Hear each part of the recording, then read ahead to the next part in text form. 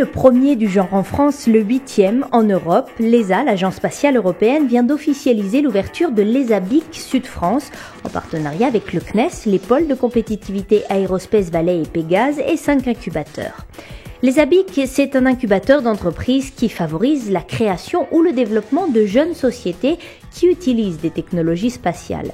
Elles reçoivent une aide pour renforcer leurs fonds propres, trouver des bureaux, démarcher les banques et surtout résoudre des problèmes techniques grâce aux experts du CNES. Dans le cadre de l'ESABIC, une des particularités, c'est la mise à disposition d'un support technique à hauteur de 80 heures, donc qui est offert, qui est fourni par le CNES.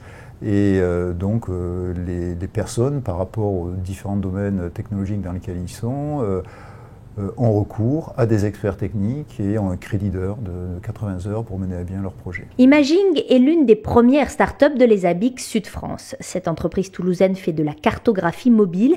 Elle propose des outils qui permettent de mieux connaître les réseaux de transport, chemin de fer, réseau routier ou canaux. On a une première étape, un premier outil qui est un système d'acquisition ultra portable.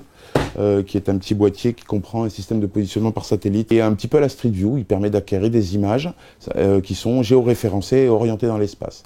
Et ce flux d'images va pouvoir être utilisé pour positionner, qualifier, mesurer tout ce qui est visible dans les images. Le lien avec l'espace, il est de par le système de positionnement. On utilise les constellations satellites pour se positionner. C'est là qu'est le gros défi en fait, dans des technologies très intégrées. Et c'est là que l'ESA entre en jeu, puisqu'on a décidé d'intégrer Galileo dans l'offre.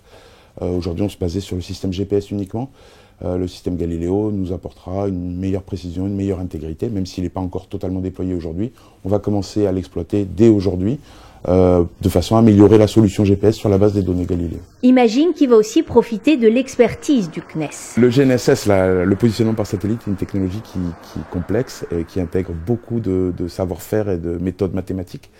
On a en interne des experts, on en a peu, c'est des gens qui sont très pointus et plutôt rares.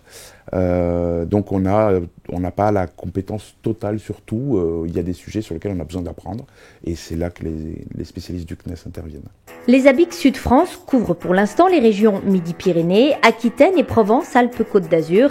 Son objectif d'ici 5 ans, avoir aidé à la création de 70 startups générant 20 millions de chiffres d'affaires et de 350 emplois directs. Pour relancer l'économie qui en ce moment est quand même, disons, un peu en situation délicate, une des pistes, c'est pas la seule, mais enfin c'est quand même une piste intéressante, c'est d'essayer de profiter en fait de toute la recherche publique pour essayer de booster un peu l'économie privée en effectuant des transferts de technologies.